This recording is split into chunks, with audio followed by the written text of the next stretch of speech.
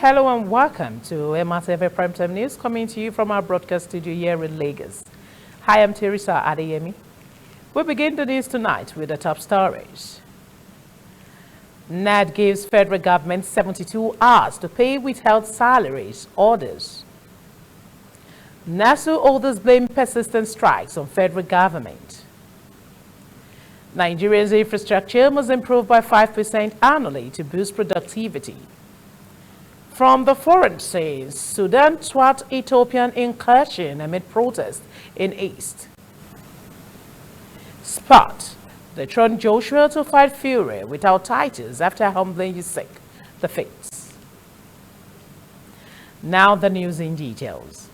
Vice President Yemi Osinbajo has observed that even though there are current security, economic, religious, and ethnic challenges, the collective vision of a united, peaceful, and prosperous Nigeria, where righteousness abounds, still abides. This was the summation of Professor Osinbajo remarks at the 64th Independence Anniversary Interdenominational Church Service and the 45th Anniversary Service of the Christian Association of Nigeria, CAN.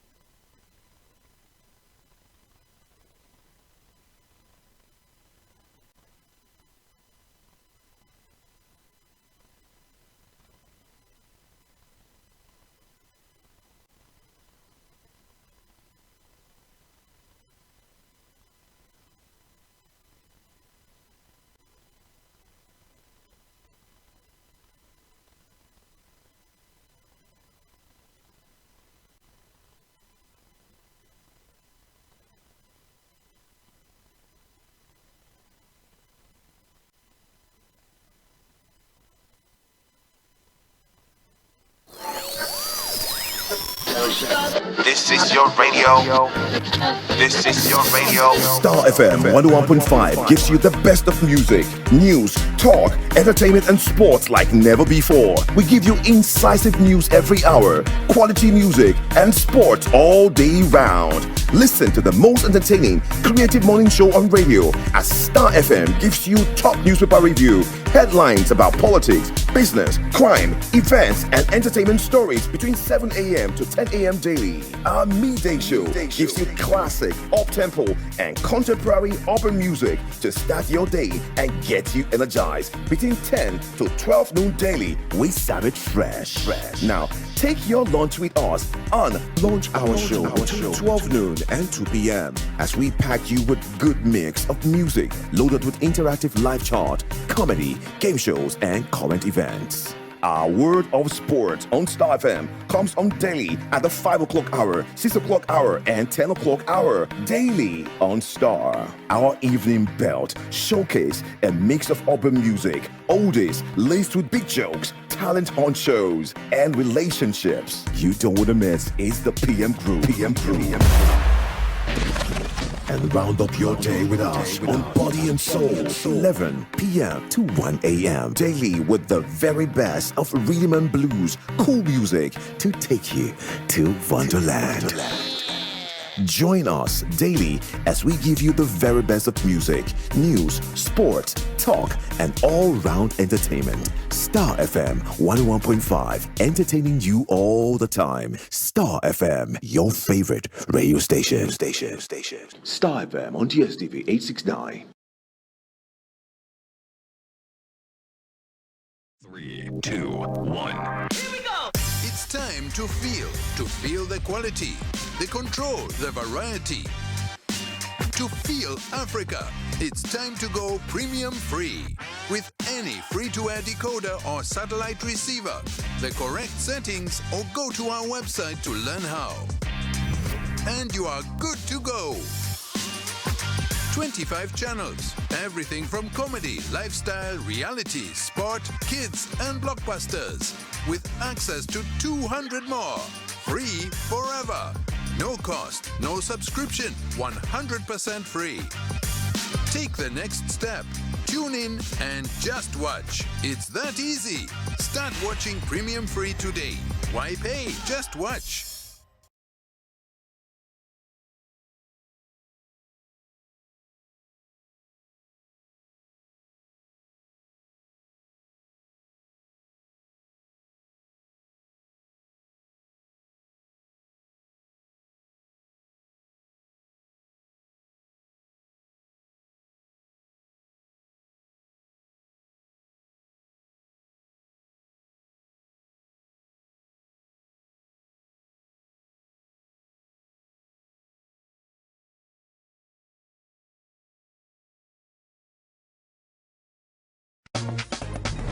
Yellow. Nigeria go join body with every other country for this world to enter that battle what they call digital broadcasting.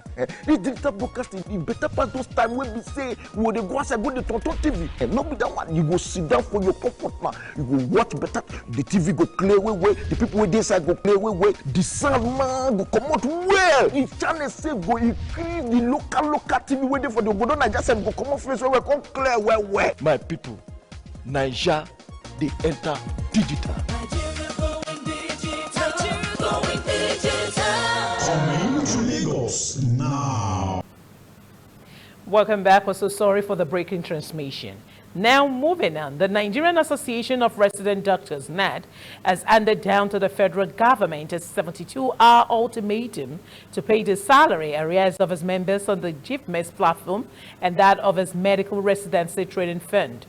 It stated that for the strike, which began on August 2nd, 2021 to end, the government needs to meet its minimum demands, which also include payment of withheld August and September salaries, withdrawal of the case against it in court, payment of salary arrears and allowances, owed its members in state tertiary health institutions, among others. The president of the NET, Dr. Dare Ishaya, made this known in a statement at the end of the association 44th Annual General Meeting, AGM and Scientific Conference in Bauchi. It said, and I quote, the AGM faulted the federal government for taking NET to court due to the ongoing strike to demand for the improvement in the welfare of our members. End of quote.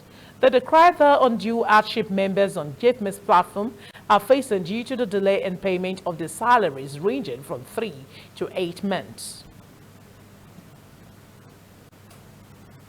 The Non-Academic Staff Union of Universities and Associated Institutions, NASO, and the Senior Staff Association of Universities Teaching Hospital Research Institute and Associated Institutions have blamed the persistent industrial actions in the country for the non-implementation of agreement.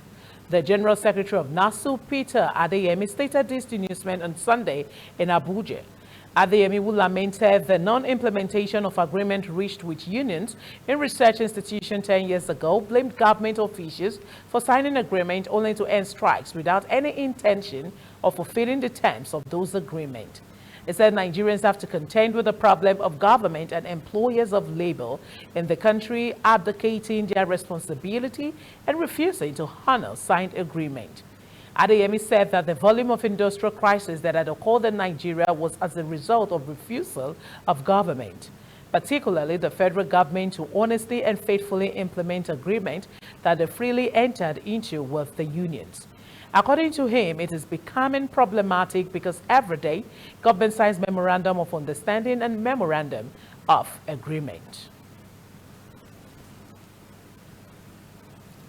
The Central Bank of Nigeria's CBN Governor, Godwin Emefiele, has said that the country's infrastructure has to improve by at least between 5 to 7% for it to stimulate productivity and sustainable growth for businesses.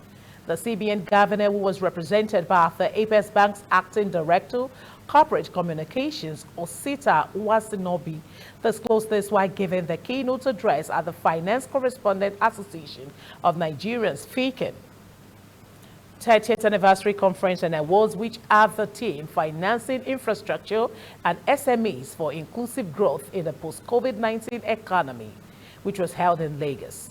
He explained that despite being a sector of the economy which has been a major driver of growth, innovation, and job creation, the micro, small, and medium enterprises' potential to spur growth and create jobs has been hampered by lack of access to quality infrastructure. The CBN governor noted that though countries in sub-Saharan Africa have been spending about 6 to 12% of their GDP annually on infrastructure, Nigeria has been projected to need $100 billion investment to fix its infrastructural gap annually for the next 30 years, which is currently estimated to be about 1.2% of its gross domestic product. In his remarks, the Executive Commissioner of the Securities and Exchange Commission, SEC, representing the Director General, Temidayo Obison, advised that the nation should connect the right direction of money, which, according to him, would be long-term. He said the country has about 3 surviving infrastructure-focused funds that are totaling almost $100 billion, each in about $90 billion at the moment, and there are some that are registered programs of $200 billion. The chairman of FACAN, Titus Chima Nwokoji, said if Nigeria's infrastructural gap, which is estimated to be 36 trillion naira annually, is addressed, a lot of the country's economic challenges will be easily tackled. He added that now that Nigeria is coming out of COVID-19 pandemic, the infrastructural deficit is fixed and SMEs thrive, economic growth will be faster. Bank of Nigeria to change the lenses through which they look at SMEs and infrastructure development by developing innovative policy measures to unlock the potential of these enterprises to drive innovation and industrialization.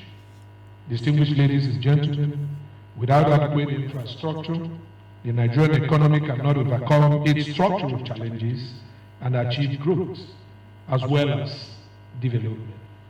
In recognition of this, it is my expectation that this conference will come up with innovative financing alternatives for infrastructure and MSME development. I also want to challenge you today not to be only critical of the system, but to become an indispensable partner in telling the right narrative about the CBN's interventions. Until we are able to actually develop not a penal identity management system where if you don't present your identity, you can't open an account, you can't do this, until it becomes value generating for the. Then we have started the process of actually developing the credit market. So we need to find a way, whether it's the electoral system or the DVN or the NIN, none of this is delivering value to the citizen. You want to go to hospital, nothing is associated with it. There is no value you derive, no tax benefit, nothing. So we need to pick all those things that align with people's lifestyle and valuable to them and link that to the identity system that will make it deliver value to everyone. Once we do that, you will see that there will be better loan quality as far as SME financing is concerned. People will become more responsible and use the financing for the purpose for which they are given. The National Drug Law Enforcement Agency, otherwise known as NDLEA, have uncovered a hotel in Abuja where drugs are sold and young ladies kept for commercial sex. At least 4 persons, 3 ladies and a man, were arrested when the drug joint, Jet Suit, located at 30 Lobito Crescent, Usetu, raided in some quantity of Roinol and paraphernalia for smoking crack cocaine were recovered.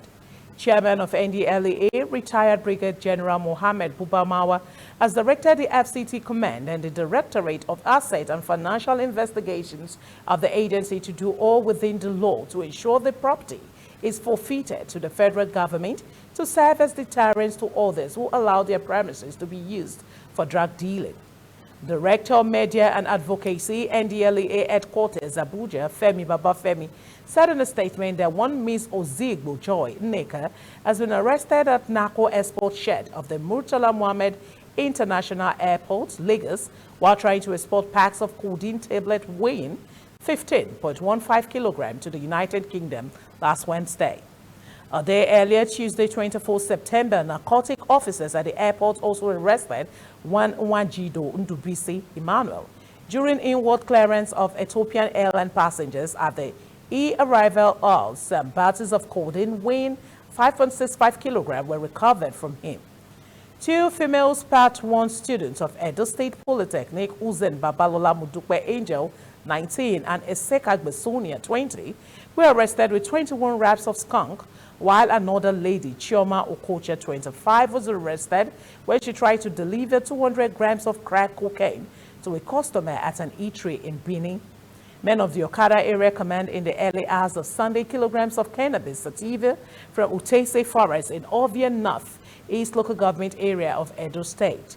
In Kaduna State, Fatima Musa, a widow and notorious drug dealer, was arrested in Zango Kataf Local Government area while moving 12 kilograms of cannabis to Jos. She had earlier been convicted and sentenced to 6-month imprisonment on 7th of July 2021 following her arrest on 3rd of March 2021 with 45 kilograms of cannabis sativa. While commending the officers and men of the FCT, MMIA, Edo, and Kaduna commands of the agency for the raids, arrests, and seizures in the past week, General Mawe urged them not to rest on their oars until the menace of drug trafficking and abuse is reduced to the barest minimum in every part of the country. Minister of Works and Housing, Mr. Babatunde Raji Fashola, has distanced himself from campaign posters bearing his name and photograph and that of Governor Babagana Zulum of Borno State as a presidential and vice presidential candidates, respectively, for the 2023 general elections. The posters is currently making the wave in the social media just after the erstwhile governor of Lagos denied to have anything to do with the promoters of the campaign materials under the Aegis of Nigeria Project 2023. Fashola, in a rebuttal issued by a special advisor, Communications, Mr. Akim Bello, Sunday in Abuja, said the groups promoting the Nigerian Project 2023 were unknown to him and the ruling All Progressive Congress, APC.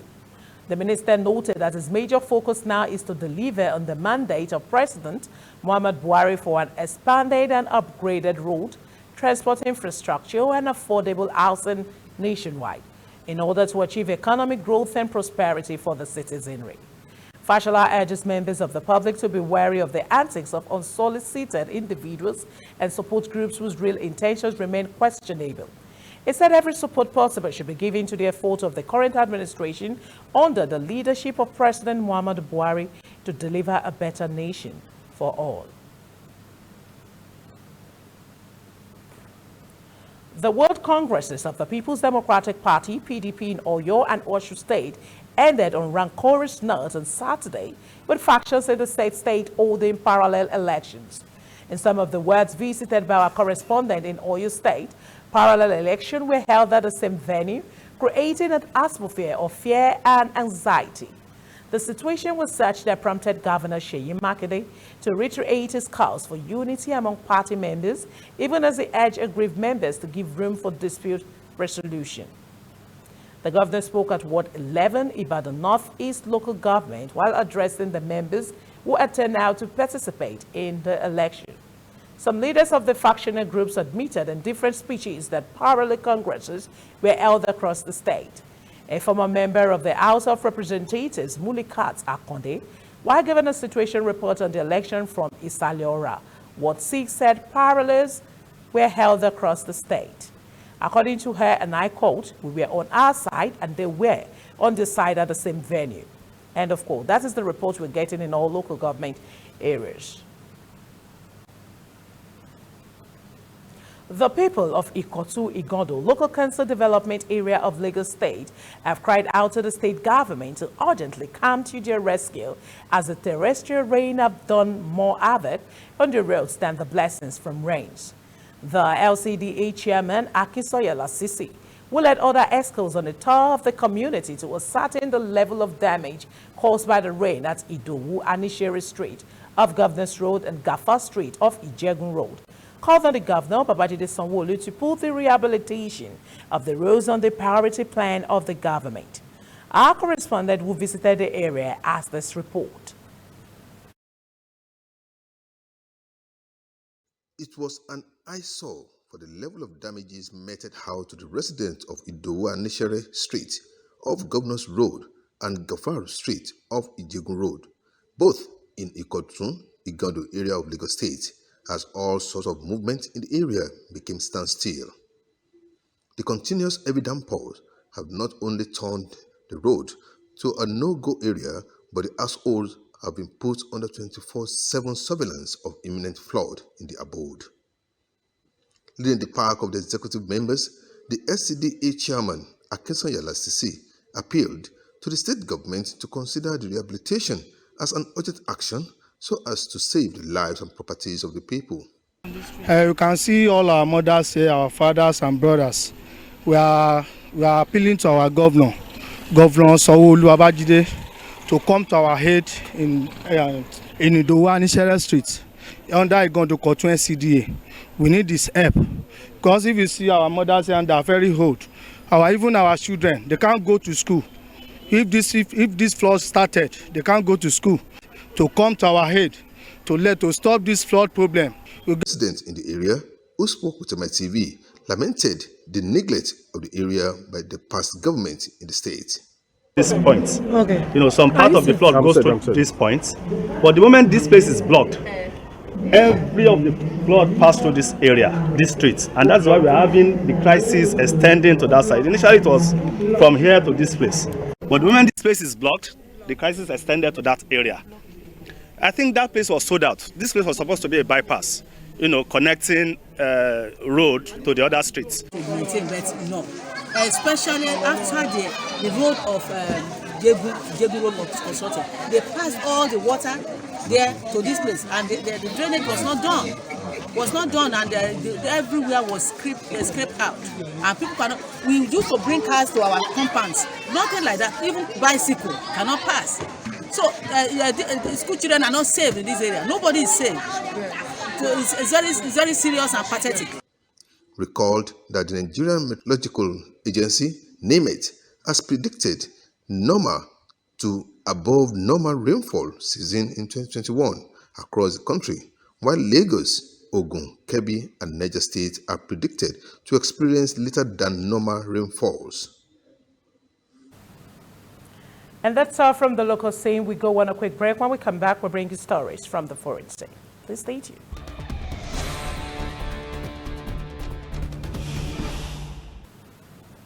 You're watching Mitv Primetime News. Now to foreign stories. Sudan's military says it has repelled an attempted incursion by Ethiopian forces in the border area between the two countries. The Ethiopian forces were forced to retreat from the Imbarakit area, a military statement said on Sunday without giving further details. The head of Sudan's military, General Abdel Fattah al-Burhan, told reporters the incident took place on Saturday.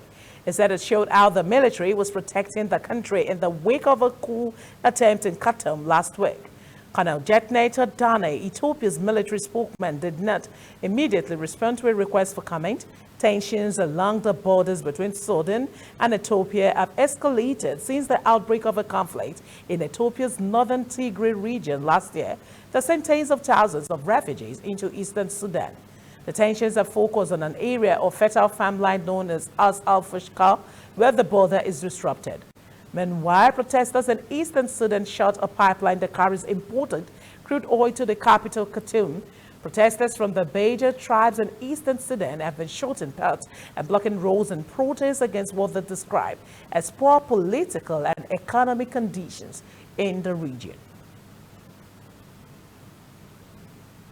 Hundreds of protesters have rallied in Tunisia's capital to protest against President Kais Saied moved to seize governing powers. Demonstrators gathered on Sunday in the center of Tunis along Habib Bourguiba Avenue under heavy police presence to demand his resignation, chanting that people want the fall of the coup. Brushing aside much of the 2014 constitution, Saied gave himself the power to rule by decree on Wednesday, 2 months after sacking the prime minister, suspending parliament, and assuming executive authority. About 2,000 people attended the rally in front of the iconic National Theatre, historically home to all the major demonstrations in Tunis. About 20 global and Tunisian human rights groups issued a statement on Saturday condemning the move as a power grab.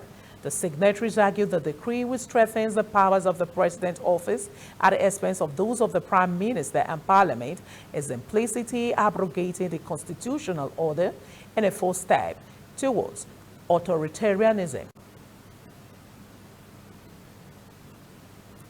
Turkey's leader says this country is considering buying a second Russian missile system despite strong objections by NATO ally the United States. President Recep Tayyip Erdogan said Turkey would make decision on its defense system independently. Erdogan explained that Turkey was not given the option to buy American-made Patriot missiles, and the U.S. had not delivered F-35 stealth jets despite receiving a payment of $1.4 billion. NATO member Turkey was kicked out of the F-35 program and its defense officials sanctioned after it bought the Russian-made S-400 missile defense system. The U.S. strongly objects to the use of Russian system within NATO and says it poses a threat to the F-35S. Turkey maintains that 400S can be used independently without being integrated into NATO system and therefore pose no risk.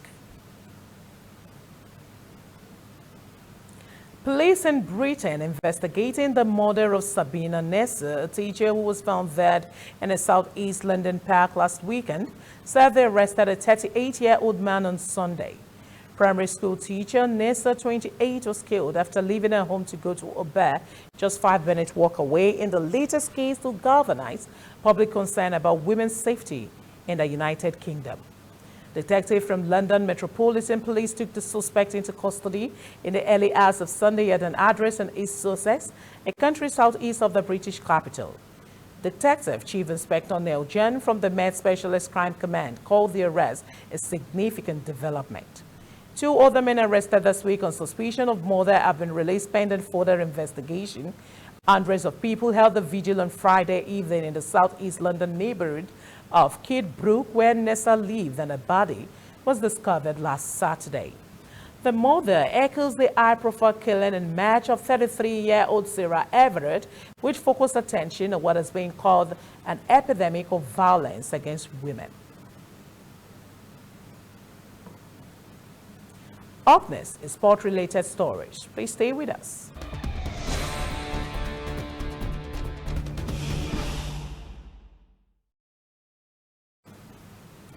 You're still watching the Mitv Primetime News. Now to sports stories. And Tony Joshua says he would still fight Tyson Fury without being a world champion after he was emphatically dethroned by Alexander Usyk.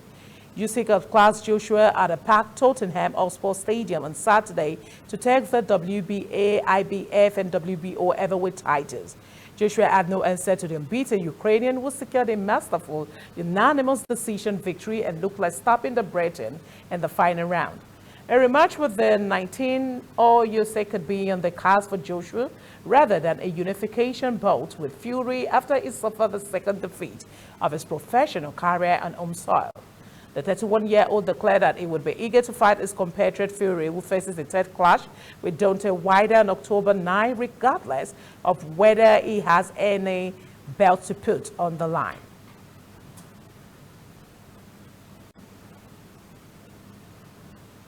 And just before we end the primetime news tonight, a quick recap of our top stories.